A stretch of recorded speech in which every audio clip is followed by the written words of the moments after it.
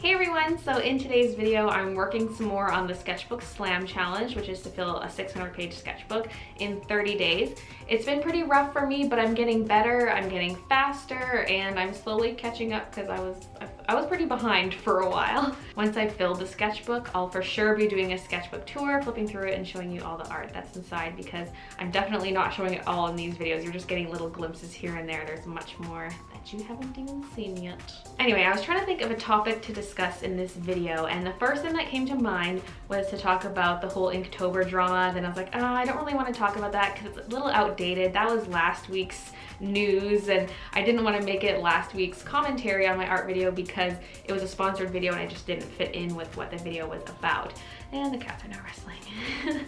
So I was like, it's too late to talk about it. Then ultimately I was like, you know what, let's talk about it. Because even though that's last week's drama, I think the conversation is still relevant. And Inktober's not even here yet, so why not? So if you don't know what Inktober is, it's this challenge created by Jake Parker where you have to make a drawing in ink every day for 31 days in October, and you can post it online if you want. Use hashtag Inktober. Actually, there's like a list of rules here. It says official rules. 1, make a drawing in ink. 2, post it online. 3, hashtag it with Inktober in Inktober 2017. 4, repeat every day of October. That's it. Now go make something beautiful. That's what it says for the official rules. It's grown to be a huge deal. Inktober is just massive in the art community, so yeah, I'm pretty sure most of you already know what it is. I'm not going to be participating this year. I tried participating a couple years ago, didn't make it the full 30 days. After doing the sketchbook slam challenge, I'm like, you know, I probably could handle Inktober, but not this year because I'm actually getting married. So I'm peacing out in October. I'm gonna be gone, so I'm not gonna have time for Inktober. I might do a couple ink drawings when I'm back and just post it under the Inktober hashtag, but I'm not officially participating by doing it every day. Now, for the controversy surrounding Inktober, it all stemmed from this post that was made. It was written by the creator of Inktober, and it drew a lot of criticism. So I'm just gonna read out the text, and it says it's regarding, can I draw digitally for Inktober? So this is the response. The spirit of Inktober is self-improvement, and there's no better way to master your craft than to draw without a safety net. Working digitally usually means using Ctrl-Z a bunch so you get your line just right, and that can enable someone to develop bad drawing habits. There's no feeling like making a permanent line and knowing you can't change it without consequence. I think that's how you improve and get better, because every ink line that's put down on your paper forces you to think, commit, and adapt. No one is going to stop you from doing Inktober on your iPad. Just know that you're missing out on the full experience of Inktober. So when this was first posted, I saw it on Twitter. I think it was also posted to Instagram. I don't know. Twitter's my jam. So the first thing I saw was people getting upset about it, and I was like, what's this post they're referencing? And so then I tracked this post down and I was like, oh. Because to me, I'm not offended by this, but I totally understand why some people would be. It was one of those things I was like, you just said that. Oh,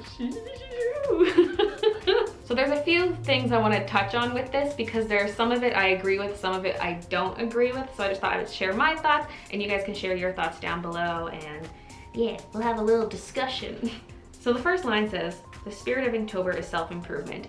I never thought of it that way because I never saw that mentioned. I mean, maybe it has been mentioned, but I never saw it as a task you do to improve. I saw it more as just being for fun, but of course any practice leads to improvement, but I didn't really think that was specifically the purpose of Inktober. Then he talks about how you can just use Ctrl-Z a bunch of times to fix your lines, and that's totally true.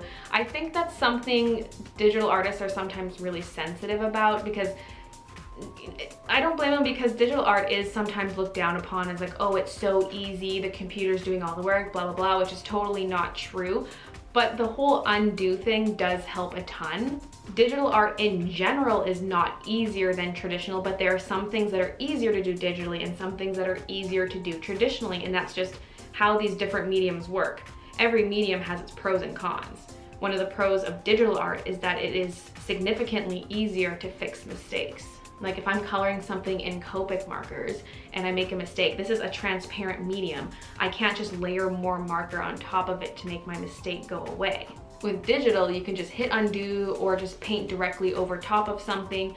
That's a plus. Even comparing markers with something like oils, it's easier to fix mistakes in oil paint because you can just paint over top because it's opaque. It's like, okay, that's not the right color, let's paint directly on top of it. That's something that is a plus of oil painting. But then oil painting has its downsides, like you have to wait for layers to dry, whereas with markers, you don't have to do that. And no one's saying coloring with markers is easier than oil painting because you don't have to wait for layers to dry. They're two different mediums.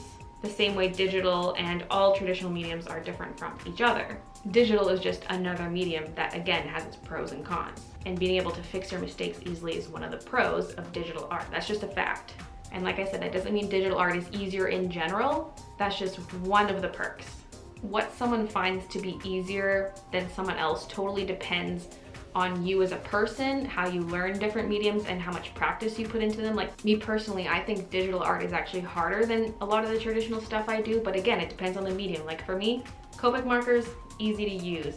Oil painting, difficult. Digital painting, difficult, because I mostly do marker art. That's what I'm used to. And so it all depends on what you're used to. Like what you find easy might not be what someone else finds easy. So I'm just trying to get the point across that yes, being able to hit undo on digital makes things easier in that sense, but overall it's not necessarily easier because it's just a different medium. He says, there's no feeling like making a permanent line and knowing you can't change it without consequence. I think that's how you improve and get better, because every ink line that's put down on your paper forces you to think, commit, and adapt. It definitely is a different feeling knowing you cannot just simply erase your ink lines. It is a totally different experience, but I don't know if I would necessarily say you get better faster by doing it that way. I think I disagree with that aspect. Like, I don't feel like you're gonna necessarily improve faster just because you're doing it traditionally. And then like he said, no one's gonna stop you from doing Inktober on your iPad, just know you're missing out on the full experience of Inktober. So he's basically saying if you wanna do it digitally, that's fine, but I would prefer if you did it traditionally. And I think that has a lot of people up in arms, especially digital artists. And like, I understand that, but here's the thing. Jake created Inktober and he had a set list of rules for it. As the creator, he's totally entitled to say what's a part of the challenge and what's not. If he intended for it to be a traditional art challenge, then that's the way he designed it. But of course, he's not gonna stop anyone from doing it digitally if they want to. Like if Adobe made some kind of contest like do some digital art and show us your best work and you can win such and such thing, and someone's like, oh well, I don't have Photoshop, can I use my Copic markers? Like, no, it's a digital art challenge, you should do it digitally. Certain things have rules, whether you like it or not. But in the case of Inktober, it's not a contest. It's not something crucial like a college application. It's just a fun challenge. So there's a set of rules, but there's nothing forcing you to follow those rules. If you don't like the rules, don't follow them. He's totally allowed to make a set of rules. I don't get why people get up in arms over that. If there aren't any boundaries, people would start doing all kinds of things. Like, can I make an oil painting and call it Inktober? Like, you want to draw the line somewhere. Personally, I don't care if people do digital. If it's digital inks, traditional inks, I don't care either way. I love looking at all of them. I still have my personal preferences. Like, I prefer black and white drawings and grayscale drawings, like if people do ink washes and stuff like that. That's my favorite to see in Inktober, but that's not gonna stop people from coloring their drawings or using colored inks to color something in. Like, people are gonna do whatever they want. I like the look of the black and white because I think it helps separate Inktober from the rest of the year, because everyone posts colored art throughout the year, but then you see like a good chunk of it being specifically black and white in Inktober, and that's what gets me excited because it's so iconic to Inktober.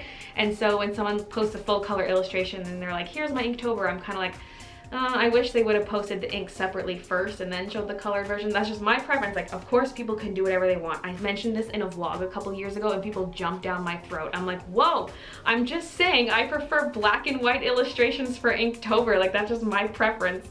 People can do what they want though. There's also people who are like, oh, you can't sketch under your inks. And that was never one of the rules. Jake Parker does sketches under his inks and he's the creator of Inktober. Like, people just make up their own rules and I'm just like, ah. Then there was a group of people who were getting really upset because they're like, I'm a disabled artist. I have to do stuff digitally because it's way easier on me because of my disability. So you're basically saying disabled artists can't participate. Wow, thanks. Like, there was a lot like that and I'm like, oh my God.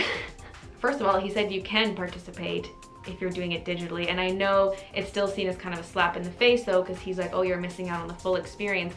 But clearly if someone is disabled, they're an obvious exception to the rule. I think everyone's an exception to the rule. Anyone can do it digitally, but I feel like especially if there's a circumstance where there is a physical or mental disability preventing you from doing something a certain way, obviously you're allowed to do it the other way. I just feel like that was the most stupid argument. It's like there's obvious exceptions to everything. Like let's say you're taught, be nice to people you meet on the street, and you're like, well, if someone's yelling at me, I'm obviously not gonna be nice to them. It's like, well, duh. There's so many obvious exceptions to everything, and I feel like the disability thing was one of them. It's like, well, no, duh. If you physically cannot do traditional art, there's zero problem with you doing digital art. Like, I don't get it. So just to sum up my points, I think Jake Parker is totally within his right to establish a set of rules for a challenge he created. I also think it's totally okay for people to bend the rules, to do it how they want, because it's just a fun challenge. This is not like any kind of official submission to the Inktober committee. In terms of digital inks versus traditional inks, I don't think one is superior over the other. I enjoy seeing both for Inktober posts, and I don't think digital artists are missing out on the experience at all. I kind of disagree with that point, but yeah, what medium is easy and what medium is hard is totally up to opinion. Jake Parker didn't say anywhere that digital art is easier than traditional. He just said it's easier to fix mistakes, which is true. I'm just bringing that up because a lot of people did say that he's saying traditional art's harder, and I'm like, he didn't say that. What he said about fixing mistakes is true. He just made it come off like digital art would not be as appreciated for Inktober, but I appreciate it, I appreciate it. So there's parts of it I agree with and parts of it I disagree with. So those were my thoughts about all of it. I think people should just calm down and have fun. It's just an art challenge. Just have fun with it. You don't gotta get all uppity over things. Just do what you want. Have fun with it and draw lots of inky things. I am a squid and this paper is my ocean and I will ink all over it. Spread your inks and fly. So let me know your thoughts in the comments down below. Have you seen this statement previously? Is this the first you're hearing about it? What are your thoughts? Do you think it's super offensive? Do you think it's not so bad? Are there parts you agree with, parts you disagree with? Just let me know your thoughts. I've shared mine, so I'd love to hear everyone else's opinions. So yeah, but that is all I have for today. Thanks for watching, and I'll see you guys in my next video.